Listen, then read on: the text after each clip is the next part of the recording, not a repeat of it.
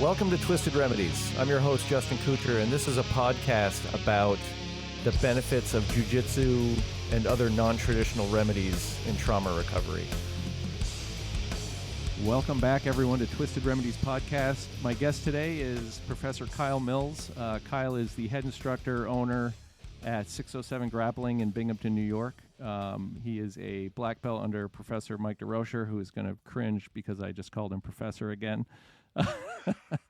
So that'll be good for Mike to hear. Kyle has trained Krav Maga, Muay Thai, and Shokido combat jiu-jitsu. He was in the Air Force. We'll get into probably talking about some of that. Iraq vet. Also did some fundraising. He was a fundraising manager for Scleroderma in New York, one of the chapters over there, I believe. And previous on-air talent for some radio stations. So this is somebody who's not a stranger to talking. So I'm excited maybe I'll pick up a few tricks along the way. So Kyle, welcome on the show. Thanks for coming on. Thank you for having me. I appreciate that. We'll use that term talent very loosely here. Yeah. Yeah, well, we'll see. Yeah. So can you just walk me through what got you started in martial arts? What was your first, entry into that? Yeah. So I was, when I was in high school, I was in a group called the Sheriff Explorers program. I don't know if they have those. I think it's a part of the Scouts. I'm not quite sure, but yep. So I was with the sheriffs here in Broome County, and we would do, sometimes we would do fingerprinting and that type of stuff. But then there was one small segment that we did that was defensive tactics, and it was real basic stuff: some elbows, some knees, maybe a little headlock escape, something like that. And I really, really liked it.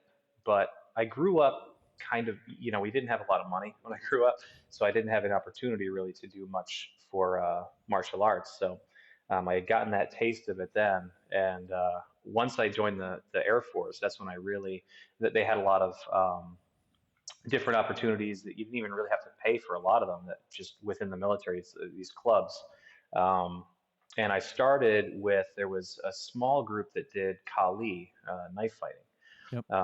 Did that for a little while, but the club kind of, people just deployed and left. And so from there, I kind of segued that into Krav Maga in San Antonio. Did that for a while, and while I was doing that, it was still pretty old school. And in Krav Maga, particularly with the old school stuff, it's, when you're on the ground, they yell at you, though, "You're dead, you're dead."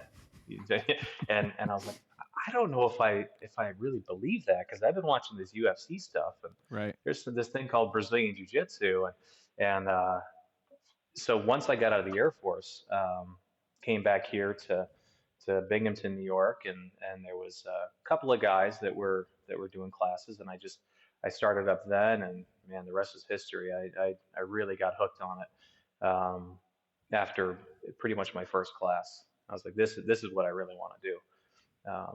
And I've been doing it ever since, 16 years now.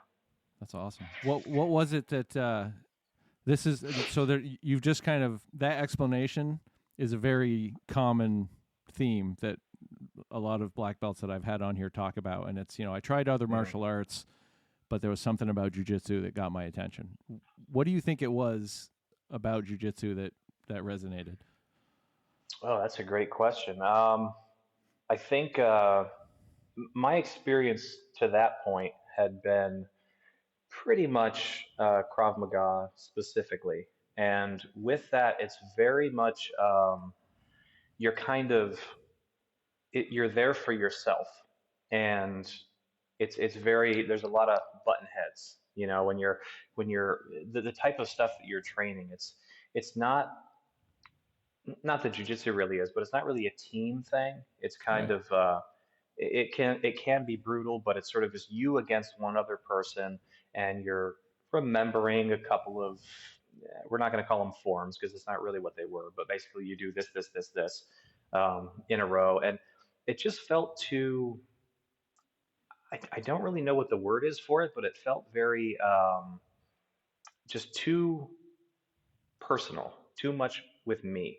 Whereas with jujitsu, it was maybe not the first class, but very soon after my original coach, he had kind of provided me with this concept that I've carried through the last 16 years is that you're not here for yourself. You're here for your training partners to make them better and to help them be safe. Um, and if you do that, if let's say there's 11 people in the class, you've got 10 people looking after you as compared to just one instead of just me. Right. And I've carried that through really throughout. And when I started my gym, and um, that's something that I've really tried to push out there is the main thing I really want to really convey or portray is this can be a friendly and welcoming environment. These are not people who are here. We're not here to hurt you, not on purpose anyway. We'll Right. learn ways to do that, but we're not, Right. we're not trying Right. to. And it's much less about just making myself better. And I've kind of always tried to just help others. And that seemed like a way that I was making myself better, but in doing that, I was helping others and others were helping me. And it was a group effort.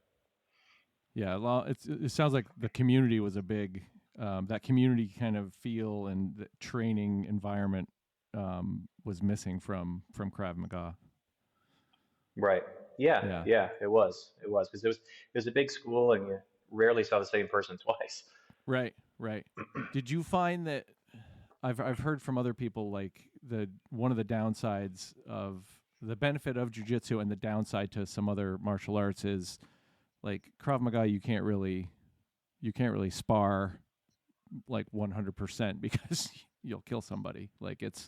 it's a brutal art form. So Mhm. did was there a piece of that where you found that like you really get to test yourself with jujitsu because you're able to, right up until the tap, you're able to go full like I think a full so. spar. Yeah.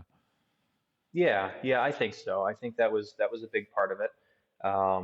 And it was one of those where, and we all were, but ran spazzy white belt at that point.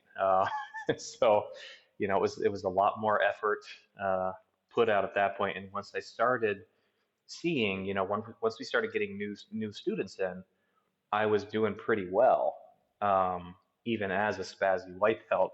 Um, and it's a little bit dissimilar to my limited experience to other martial arts in that you can almost feel yourself getting better every so often. Yep. Not every class, but every couple of months something will happen. You'll roll with somebody new, or you'll do something. You go, wow, I actually am getting better.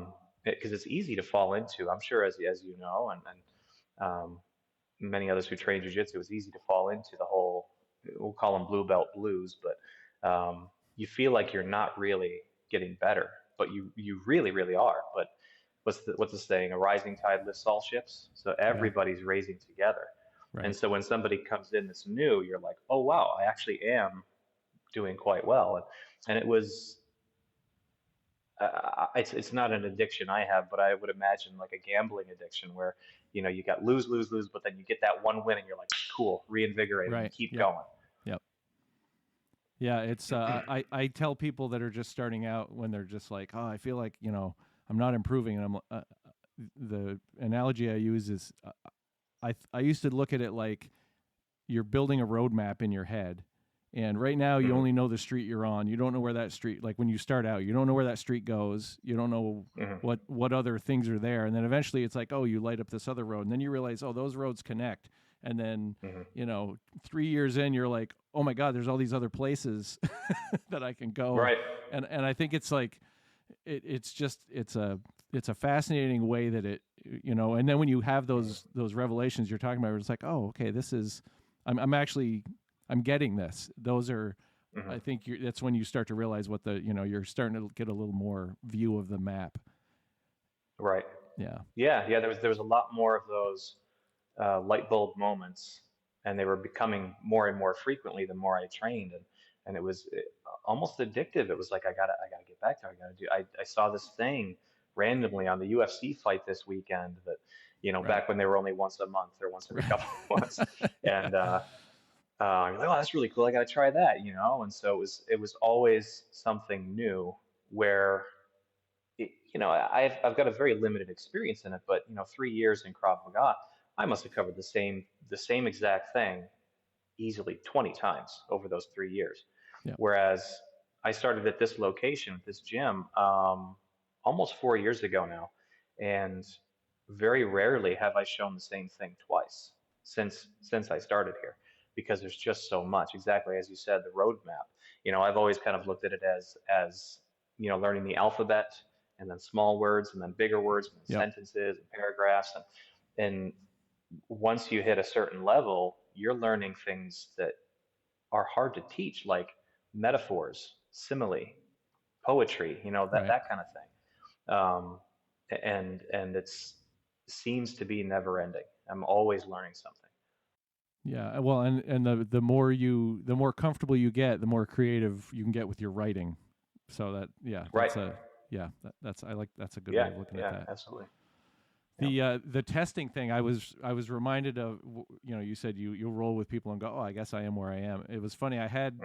I went to a Globetrotters camp last week in Phoenix. Hmm. So I love those because you roll with whoever is there, and it's people you don't train with. You never met some of these people before. And for me, it's like, it's a good, like, I rolled with a bunch of other blue belts, and it was like, oh, okay. Like, some of that imposter Right. syndrome starts to creep into the back a little bit when you Hmm. get, oh, I got some other perspective, and I guess, I don't Right. suck as much as I thought. So I think those are, any chance to go out and do those kind of things, I think are beneficial, once you've got like a good Right. foundation under you to just test yourself. Yeah. Yeah. Absolutely. And that imposter syndrome, I hate to tell you, but it never goes away. I've heard that. In many cases, the crown gets heavier and heavier, and it's, yeah, I feel, for me, as a now black belt, that, if I was to go to a Globetrotter camp, I think I'd do okay. But man, there are some times you run into these like competitive purple belts that you're like, wow, this guy's really giving me a hard time. So it Yeah. does help with the imposter syndrome to roll with other people that you're not used to in your own gym, that you've either learned together or taught. Um, but yeah, it kind of gets, it's one of those things where the imposter syndrome is always there. Sometimes it's here, sometimes it's here. It just really depends on how you want to look at it, who you're rolling with, how things are going. Yeah, yeah, I totally agree. I think I went up to Burlington last weekend, actually, or last week rather, and rolled at UFAI with some of their guys, and there were a couple times I was like, wow, this is okay, cool. I just did that, neat. I could pull that off because it's they're not my students, and so I Right. don't know their game. Right. But then there are other times where I'm surprised. Like I'll do something and go, wow, that was really slick. Can we work on that? That was really cool.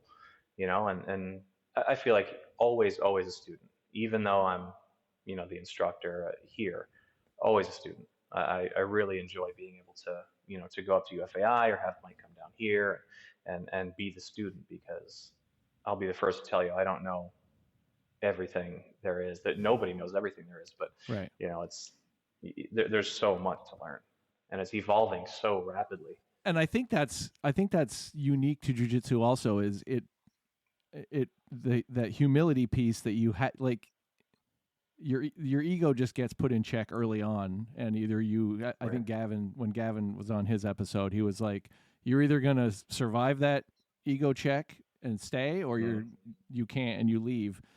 But if you stay, that humility that you get from, like, oh yeah, what was that, like, just that perspective, and I think that trickles out into real life outside of the gym too. And I think from my so far limited experience with jujitsu and just talking to a bunch of people, I think that is relatively unique to this art. Yeah, yeah, absolutely. Yeah, and I think that it's just generally, it's good to be, it's great to be a confident person, but at the very least, you've got to have some humility, some modesty. Yeah. Um, and I think that, fortunately, I was put into a situation where when I was in the military, I was exposed to some real tough guys, some real badasses.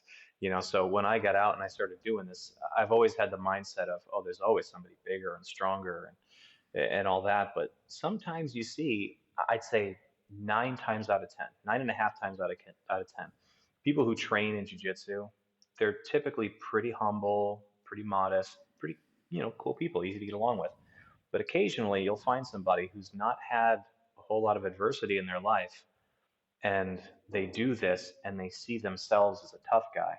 And, you know, sometimes it's like, all right, what, all right, man, you don't really, okay, maybe do some of these Globetrotters events, or, do seminars, tournaments, that kind of thing, because you'll find out pretty quick. Right. It really humbles you. But at the same time, it's a weird, I don't know if double-edged sword is the right term, but it humbles you and makes you modest, but it also makes you confident. Yes. I think maybe because of that modesty, Yep. it kind of one feeds into the other in this kind of yin and yang sort of way. Yeah, I've said that about the I've gone to 3 camps now, and the first Hmm. one I went to in Maine, there was like I think there was like 170 people there. We all live Yeah. in this site. They feed us there. You're basically just there for the week, and there's a lot Hmm. of there's a lot of people that are partying pretty heavily there, and that's part of the vibe. And I remember leaving thinking, if you put 170 other people, like from just some other group, in the Right. woods with that level of partying, somebody's getting in a fight, somebody's going to the hospital. And I was just it struck me that, like, that's amazing that you can put that many people there. And I don't know if it's because Hmm.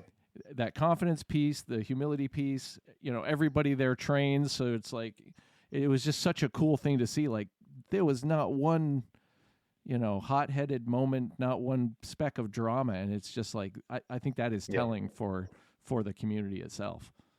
Oh yeah, for sure, for sure. And I'm sure you get enough of us jujitsu nerds together. There's going to be people rolling over here and rolling over there and learning things, but not actually fighting. Right. It's not.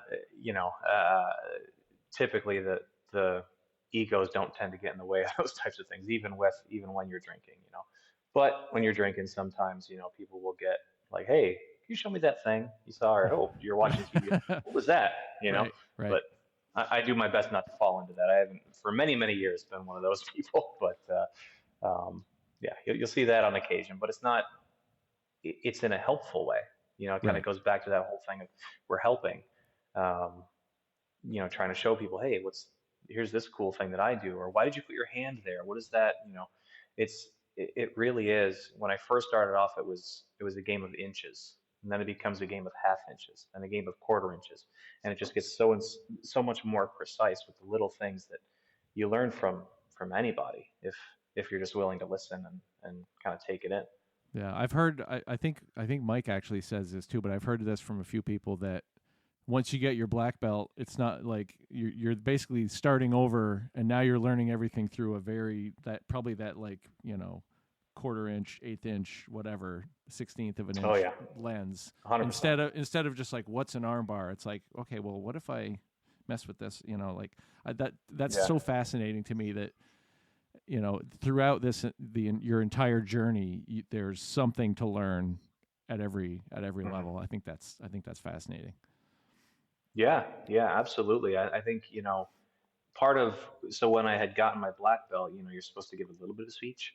Maybe I talked too much, but part of, one of the things that I was saying that really even still holds true now is that, I spent 15 years looking up to these black belts and seeing them do what to me was viewed as magic, right? These guys what are they doing?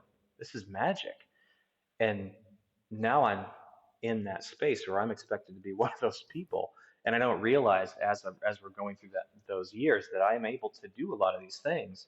And it was sort of now that I've got my black belt, it's like, okay, it's now my job to be a magician.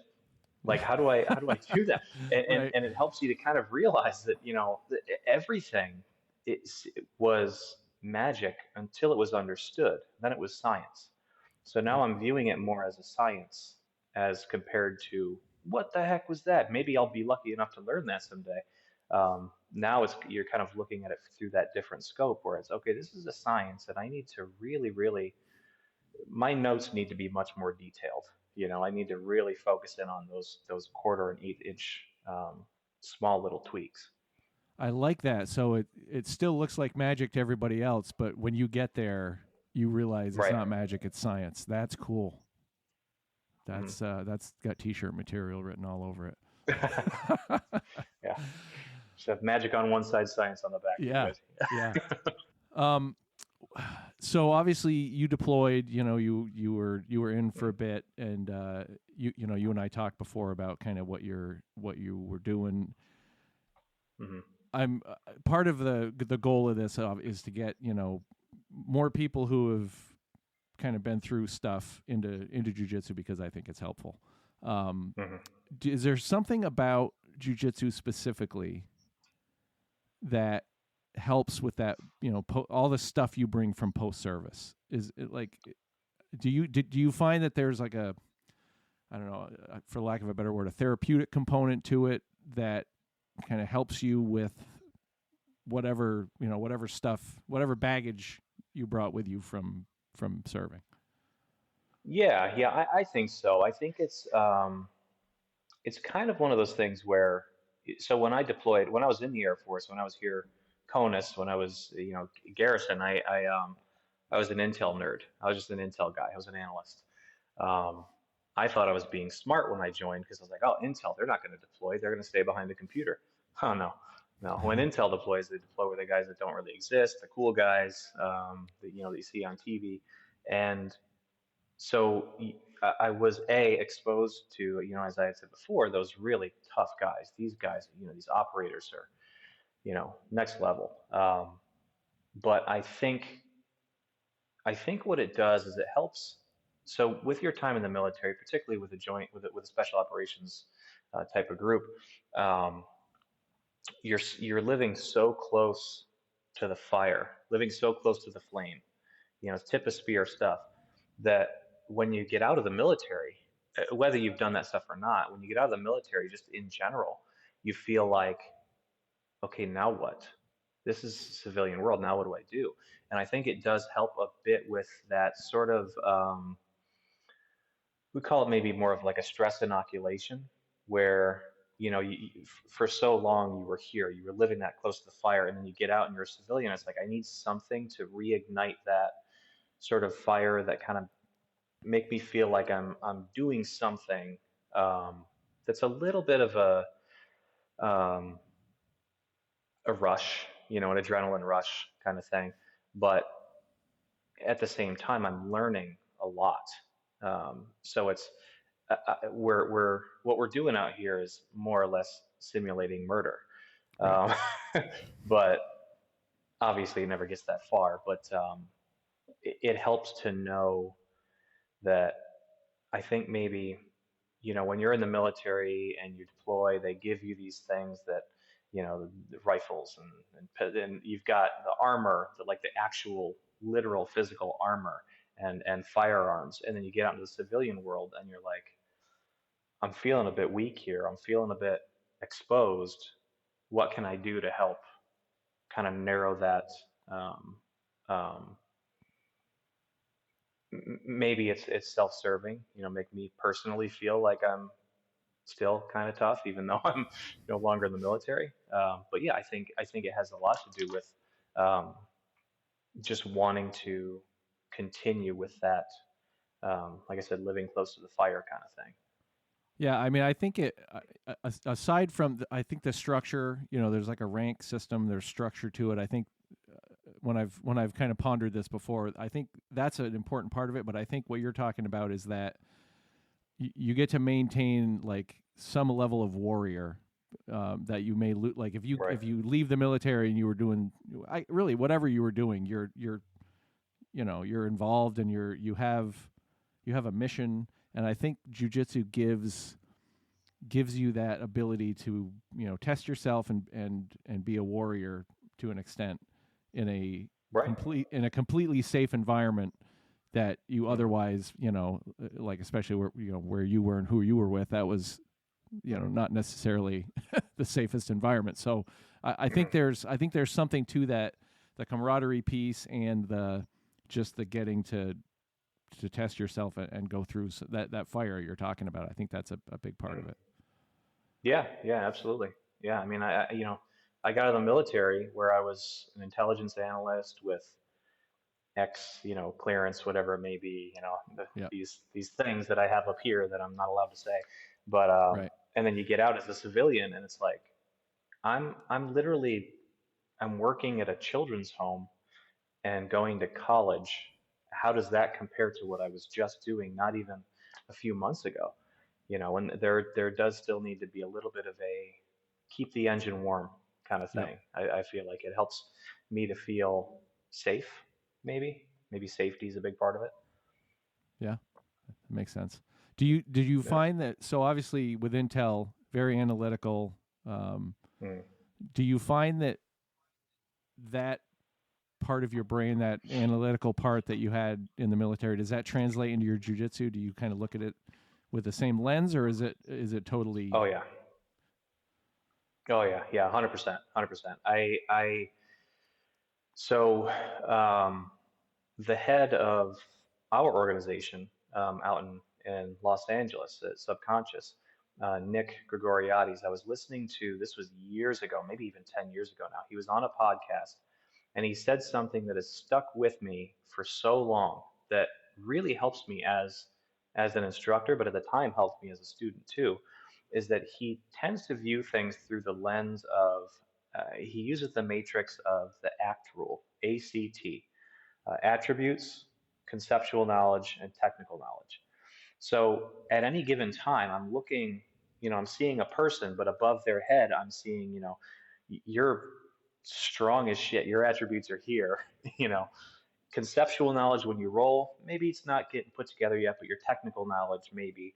And for me, I've always felt that I really tended to gravitate more towards that technical knowledge. I really want to learn everything in the most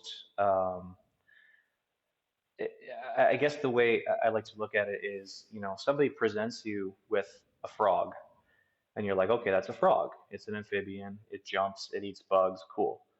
But when you take that frog and dissect it and really figure out what makes it tick and all that, that was really what appealed to me, I think from the beginning, was really, really focusing on that technical knowledge.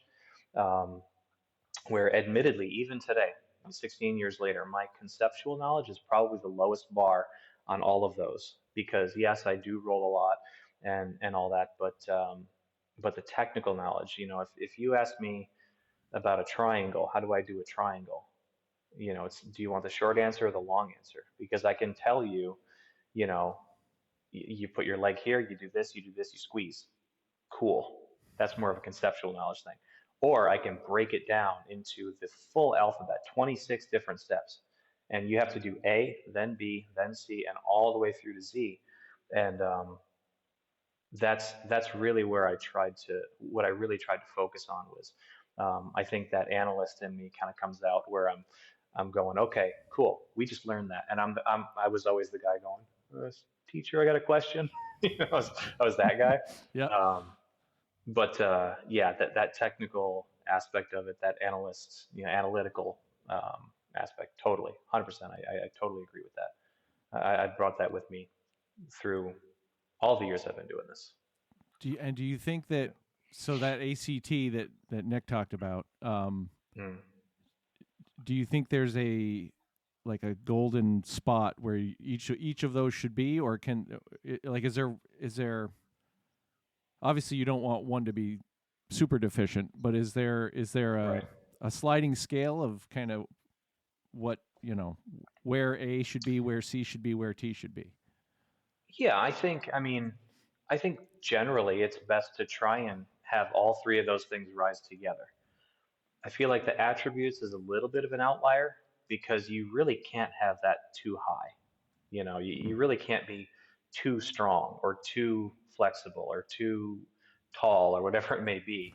Um, but I tend to look at it more as what is the person's game? What are we trying to do here? And maybe if they're not very tall, I go, okay, well, we know that your attributes are that you are very strong, um, you've got really good lungs, but maybe you're not so tall. So the triangle, using that as an example, maybe isn't for you. But man, we're going to work on your Kimura. We're going to work on your guillotine. You're going to get really good at those things. And it helps to kind of figure out that sort of like you said, the roadmap of, take this road, not that road, because this one's all tore up, but that one was just, that one works well for you.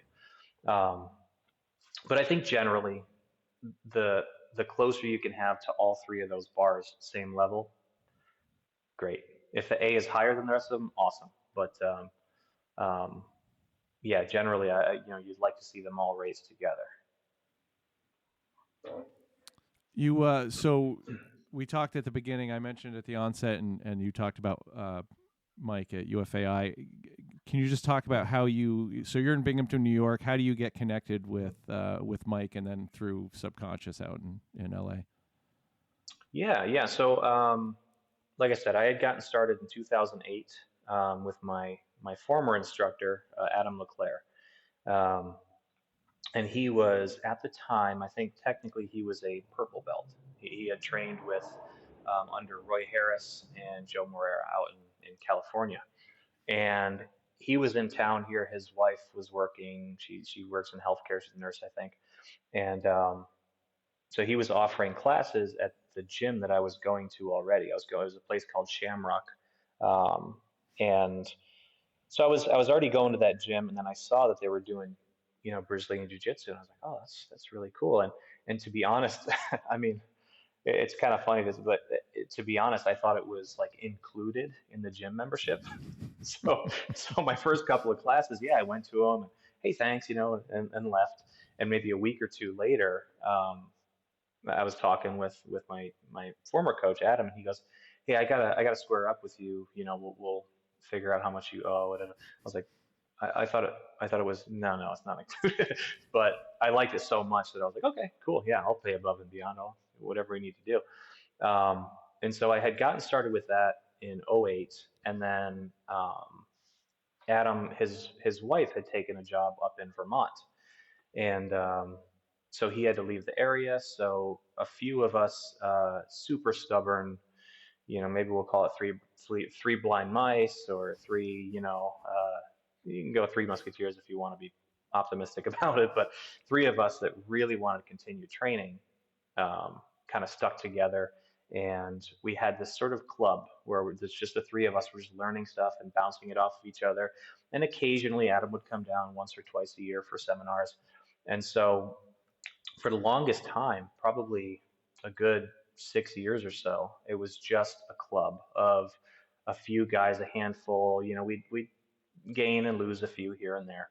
Um, we had maybe a dozen at the most at one point. And after about 10 years of training, um, unfortunately, so things were pretty turbulent for Adam and his life and his family's health, and things were going on there, and so he was never really able to get an affiliation with anybody. And without the affiliation, you can't be promoted.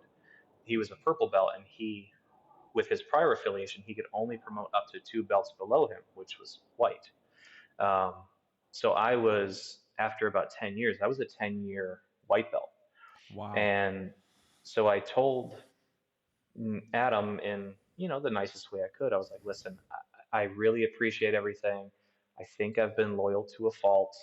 Um, I've got to reaffiliate. I've got to go somewhere. And he, to his credit, had literally just within like the week, affiliated with UFAI. Um, and so he had recommended to me that maybe I go up there, meet Mike, check out the place, see what they think. And I was open to it. I was looking for an affiliation, and I really appreciated his recommendation. I still, I look up to him. So went up there to Vermont with the intention of affiliating. And Mike, I was there for maybe about an hour, 2 hours, and he put me through it. He said, show me this, show me that. We'll roll, we'll do this, and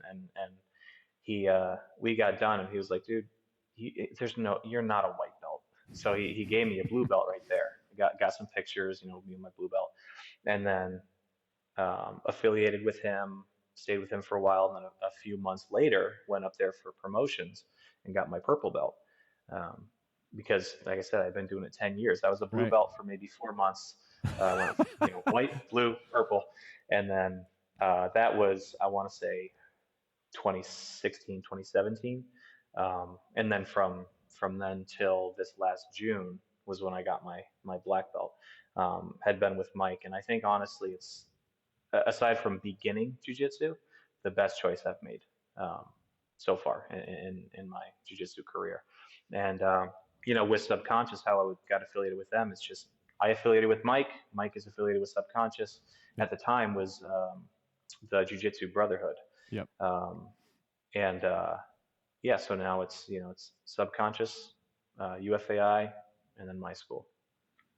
So I'm guessing that for 10 years you weren't a spazzy white belt for 10 years. So that wore off. That's debatable, but listen, looking at some of my videos from 2016, now looking at them, I go, what the hell was that? What was I doing? But at the time, of course, I had learned quite a bit, and was doing better than I thought. But it also wasn't a very big club, and I kind of, like I said, we all raised together, and Yep. yeah, it was good to get that affiliation, and now, like I said, I don't think I've made a better decision other than beginning jujitsu. Uh, I think your path kind of speaks to Mike is very well known for saying keep showing up, and mhm, the fact that a lot of people 3, 4, 5, 6 years into white belt are going to be like, what's the point, and bail. mhm, right. And I think that keep showing up mentality you clearly possess because you kept showing up, Mhm. even just to work out with each other and try to better yourself. And that's I think that's a testament to that philosophy for sure. Yeah, absolutely. And I know I'm definitely preaching to the choir, maybe even the director of the choir, when I say that, stubbornness is important. I went through a lot of, things are broken and sickness and all that. And I actually in 2013 they found a hemorrhage in my brain about the size of a golf ball. And doctor told me, he said, no more jujitsu, not happening. You can't ride your motorcycle and you can't train jujitsu. So I sold my motorcycle that month and I said, I'm not going to not train jujitsu. Sorry. Stuck with it, and like I said, I know I'm preaching to the choir, with what you had to go through.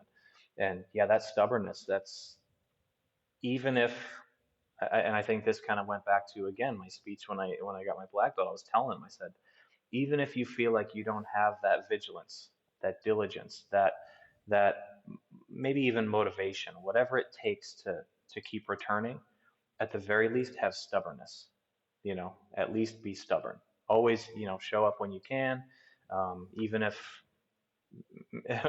I mean, maybe it sounds bad to say, but the doctors are telling me not to, and I was like, nah, I'm not gonna. I'm gonna keep going. And I think that's important.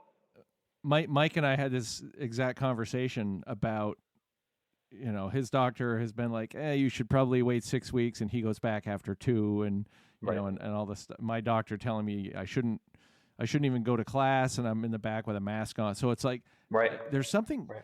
and your story, and there's something profound.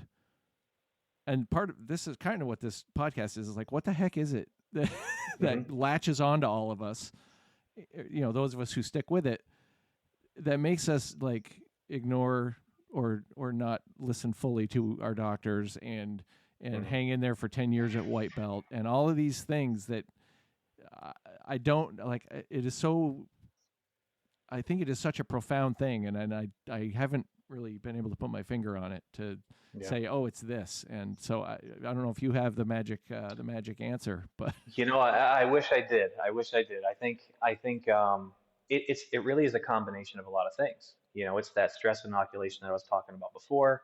It's one of the things that I guarantee you've heard it a bunch of times, probably even on this podcast, but it's one of those things where no matter how bad your day was, you go to jujitsu, you leave that place.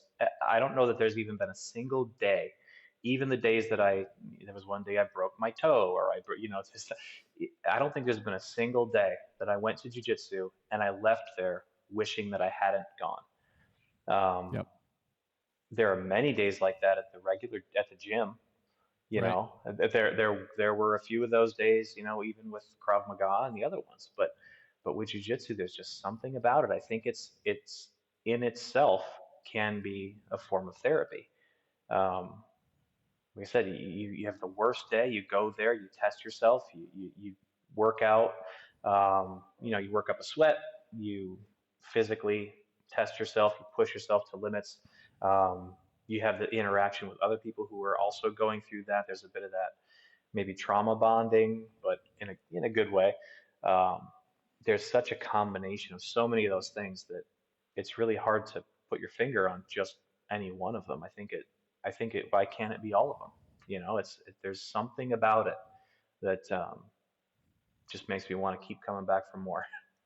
Even now that I own a business, where And I think on the flip side of that is I can't think of a time where I've shown up and left in a worse mood than when I got there. Like, right, and I think that goes for a lot of people. Even when you're starting out and you leave there just like, what just happened? I don't know. I don't know yeah, anything, and that was awful. But you still leave there in a better place than when you got there, which is just so bizarre.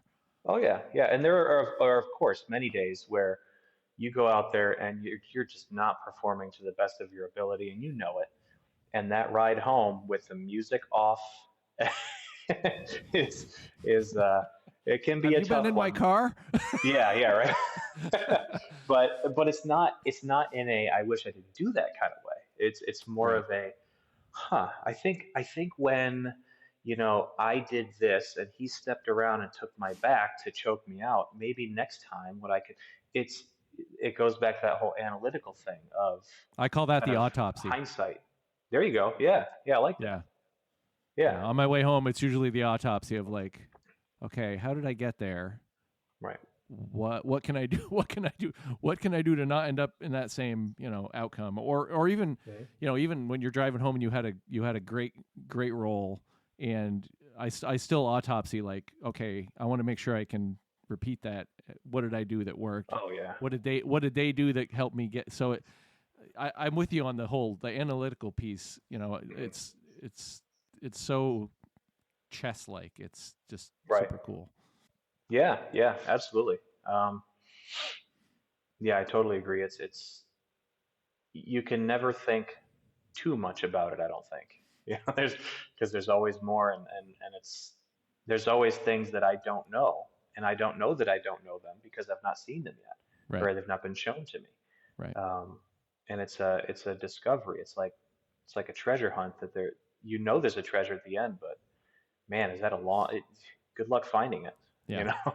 Yeah. Yeah. So my sources tell me that you got dojo stormed at some point. Is that is Yeah. that a story you can tell us? Or Well, I'll tell as much as I feel I can. So, one of the things, and I don't remember exactly the words that he used, but I listened to your episode with Gavin Wageman, and he had said something along the lines of try not to complain, condemn, or something else. Um, and that really cemented for me the idea that nobody looks better when they're trying to speak badly about somebody else. yep. Um, what ended up happening with that was that I, so I've been training Brazilian Jiu-Jitsu this whole time, but for a while there, because there was no affiliation, because with my old coach there was no affiliation. He had also worked on what's called Shokido Combat Jiu-Jitsu, which is a kind of an amalgamation of a bunch of different things, with a gentleman that he had trained with years and years ago. His name was Paul Lincoln Hunt. And so we had been training as officially combat jiu-jitsu, Shokido combat jiu-jitsu. And I actually got, it's right there. I don't know if you can see it on the far left. There's a black belt that says Shokido right on it. I was wearing that belt one of the days that this overzealous blue belt decided to storm the place where I was renting space, um, saying that I was claiming to be a Brazilian Jiu-Jitsu black belt, and I was, teaching them falsely under this false, guise. And I told him very specifically many times, um, that no, I am not a Brazilian Jiu-Jitsu black belt. I have a lot of respect for Brazilian Jiu-Jitsu black belts, and this is combat Jiu-Jitsu. And it just so happened that they don't make combat Jiu-Jitsu gis, so we were Right. using our Right. BJJ gis, but the Right. belts were different. Unfortunately, one of my former students, he had gotten promoted to blue belt in Shokido from my former instructor. But my former instructor did not bring down a belt with him. So basically, it was just buy your own belts. You can wear it. You have my permission. And unfortunately, he had purchased a Brazilian Jiu-Jitsu belt. And when Wow. he went to another school to open mat cross train thing, um, he was wearing that belt. And I think a couple of people, Yeah. it kind of irked them, and I guess rightfully so. And whenever Adam would come down for seminars, we were training Brazilian Jiu Jitsu. I would wear my white belt. Um, but the former owner of the gym where I was uh, uh, renting that space from, he meant well, but he had a sign made for the side of the building that said karate, which is what he trained, personal training, and Brazilian Jiu Jitsu, or BRAZ Jiu Jitsu. Yep. And so between that and me wearing a black belt and us wearing our Brazilian Jiu Jitsu gis, this guy Right. thought that I was pretending to be what I was not. And so he came in, and what really kind of bothered me about it was he came in with a few of his guys that he was training with at the time, and they were trying to hide that they, had their phone like this, that they were doing like a Facebook Live. Yep. Um, Video went viral. It was a whole thing, and people who actually trained jujitsu immediately they were like, "No, he told you. He told you directly that he is not a Brazilian Jiu-Jitsu black belt." But people who didn't train it, they love smelling Oh that blood yeah. in the water. Yeah. They love putting labels on things, and so I Yep. was the bad guy, and I was immediately guilty. Um, and uh, so I think the other thing that really did not help me at all was the day before. No, one or 2 days before, I had gotten a tattoo right here on my chest. Um, and so clearly I wasn't going to be rolling that day. I was wearing like a tank top. Uh, Yep. I guess they call them wife beaters, even though I feel like that's not what we should be calling them anymore. But I was wearing a tank top and I was looking kind of sloppy, and I walked in, they came in, and these guys were trading out here, and I was just sitting over there, hunched over, trying not to let that, touch the Yep. tattoo. And so they came in with video. I was looking sloppy, all the things, the stars aligned so that he Right. looked better than, you know, he probably should Everything have. everything that a viral video needs.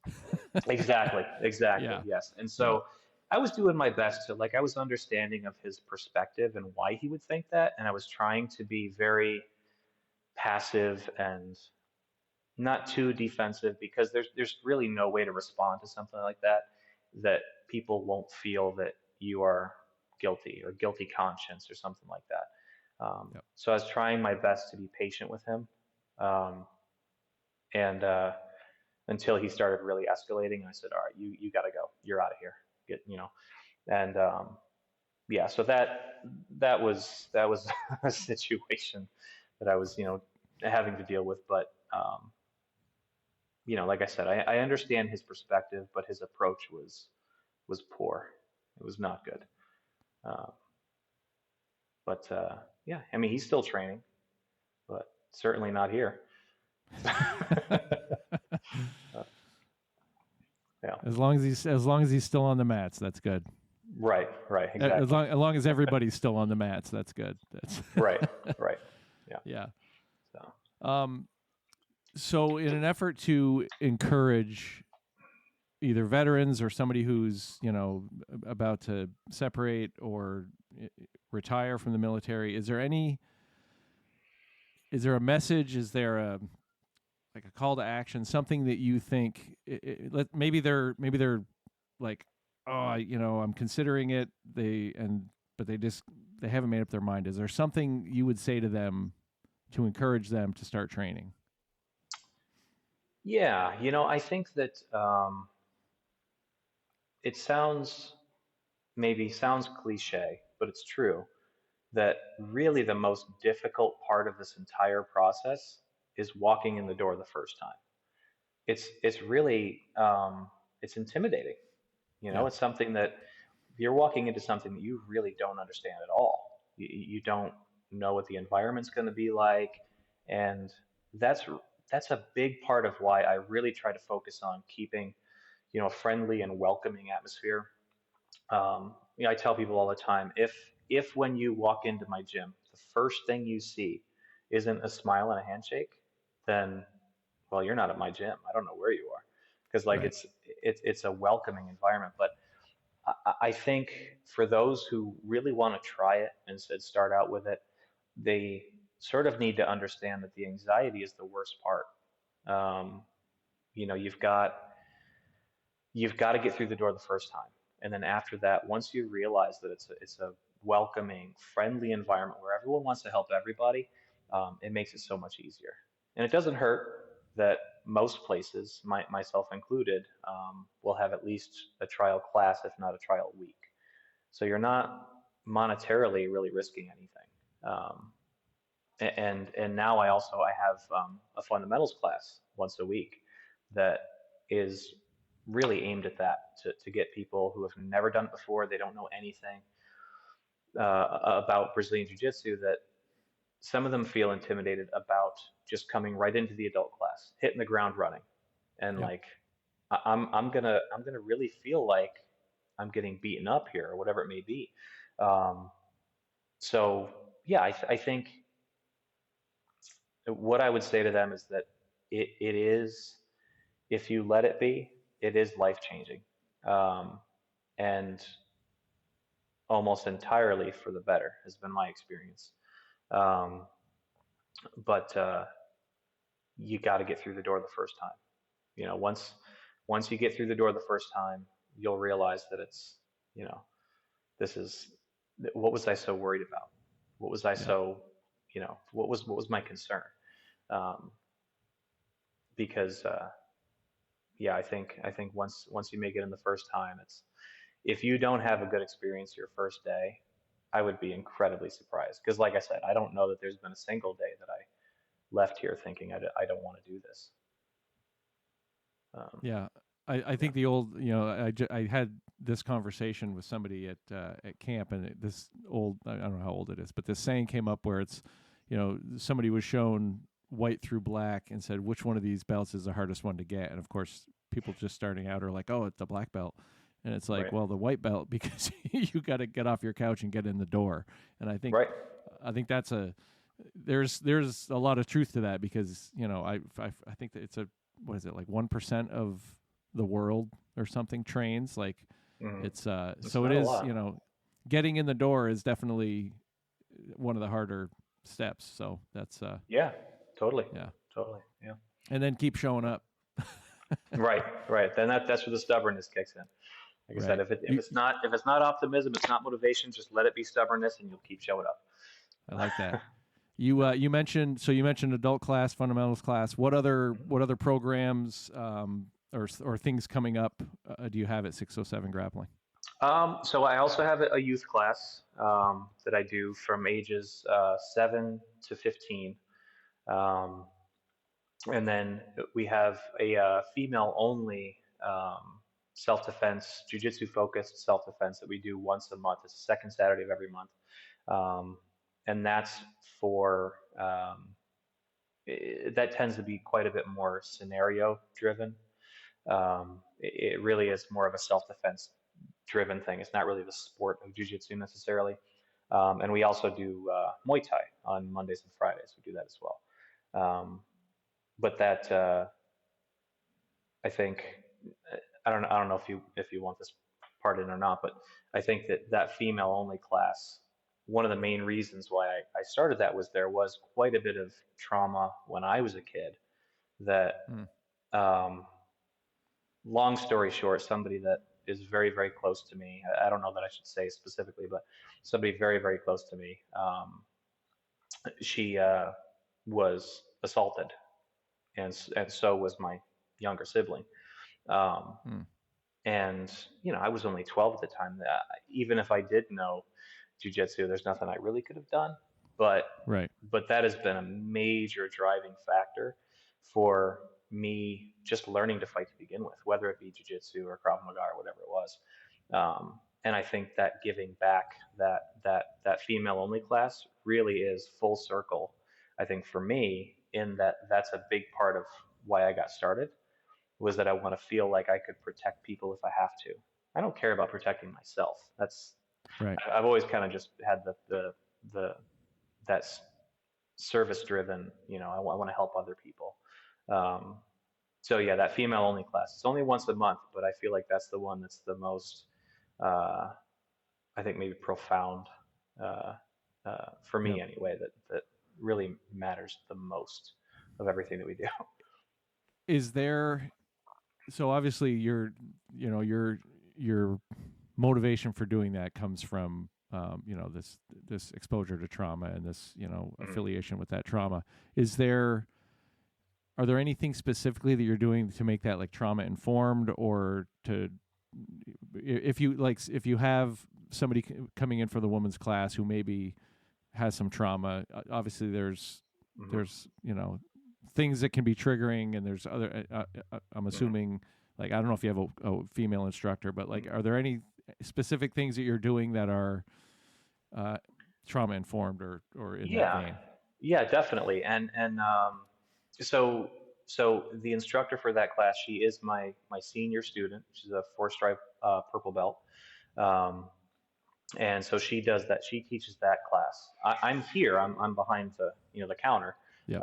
just in case Right. she has any questions or anything, or she wants anything to be elaborated upon. But yeah, so I'm almost entirely out of view from them. I don't want to really be a part Right. of it unless she needs me as the male figure to thrash her around or whatever it may be Right. to make a point. Right. Um, Right.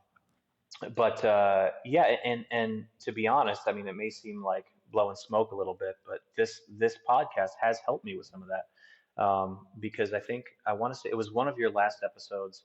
Not sure really when this was coming out, but there was a gentleman from Black Belt from Alaska who had Yep. made some suggestions about the trauma informed stuff and things that he does. And I'm like, that's really great, because during the female only course, we always say in the very beginning, well, Christy always says in the very beginning, she says, this this place here, this is a safe space for you. If you feel you need to leave the mats, I completely understand. If something we're showing is triggering, you can head out if you need. There's other rooms over here. Um, and we definitely do our best to make sure that they know that, Yeah. if you're feeling a certain response to this, it's totally okay. You can go sit down. We're not judging. We want everyone to feel, I don't know if comfortable is the right word, because it's an uncomfortable thing that we're doing, um, but we don't want people to feel triggered or threatened, or any type of Re-traumatized. PTSD. Yeah. Exactly. Yeah. So yeah, I do my best to not really go out there. That's all Christy. um, Yeah. but yeah, on top of that, we always have the speech beforehand. If anything we're doing is triggering for you, please let us know. We can either tweak it, or if you need to leave the area, that's totally fine. I completely understand. But that really is a big part of it. Even having a plan, right? Like, Right. I've talked to other people just out traveling and stuff where they don't really have. Well, it's like, oh, we have a female specific class, and I'm like, well, do you do anything different? Well, no, and it's so. I mean, I think, I don't know what the perfect trauma informed class looks like, but like you clearly have you've put a lot of thought into that, and I think any step that direction is a step in the right direction. So that's commendable for sure that you're thinking about that stuff and Right. and flexible.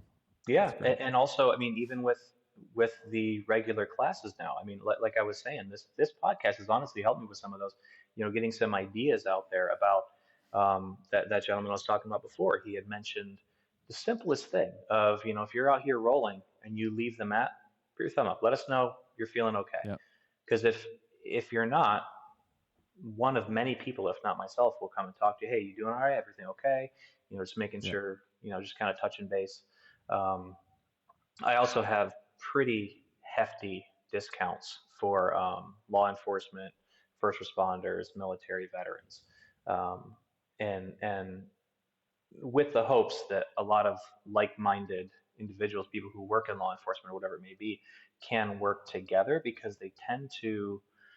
I've got several police that come here, and they prefer to work together, I think, as compared to with the civilians, because it might be partially ego driven in that they're like, I'm a cop and I don't want this random 16-year-old stoner, to beating me up. Yeah.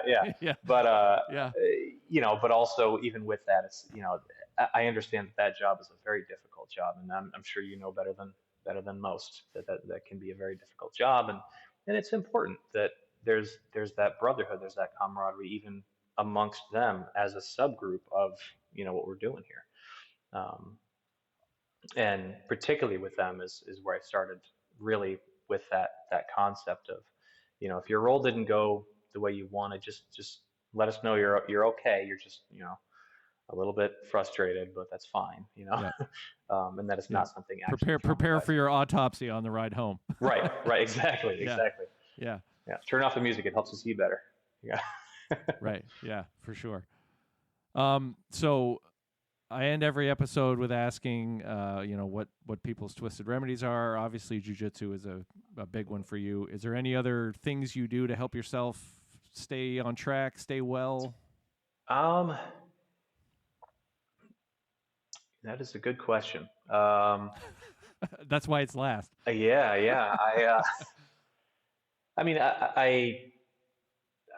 there is a group here in town, a combat veterans group, that I see at least once a month, for our meetings and stuff. But this past week, I'm not sure again when this is coming out, but just this past week was Veterans Day, and so we're typically pretty active right around Veterans Day. We go to nursing homes sometimes and hang out with their veterans. We have dinners with them, sit down, talk with them, just war stories, just whatever makes them feel a little better. We do parades. I was in the Veterans Day parade, helping handing out candy and stuff, and that really is also I think very helpful for me. Just that, again, that sort of acts of service. Getting out of my own mind and helping to connect to others. Yeah. That's and of course therapy. I actually had literally an hour before we started this interview, I ended my therapy session. I do every 2 weeks. I have a therapy session. So, I've got that as well. Yep, it's getting there. Like, it took me a while to get there, but boy, finding the right therapist and the right modality was life changing. A lot like jiu-jitsu. It was, it's just one of those things like, oh, I need this, and this is, it's actually okay to do this. Right. Yeah. So, yeah. And it's important you mentioned that too about jiu-jitsu, is that sometimes you can go to a school and be like, this isn't for me. This isn't right. And I can only hope that people are, if they go to a gym, they have a bad experience, let's say hypothetically, with the guy that dojo stormed me about 10 years ago. Let's say they go to his gym and they're like, I don't feel welcome here. Um, Hopefully they keep trying, right? Because Yeah. there are places like my gym where people are welcomed and friendly and all that. And hopefully it helps them to get into jujitsu and really understand the benefits that it, you know, that it creates, and not just give up because you had one bad experience. And there shouldn't Right. really be any bad experiences, but there are some gyms out there like that. Um, Yep. so you gotta keep trying. Yep. Absolutely. And the same thing with therapists, like you said.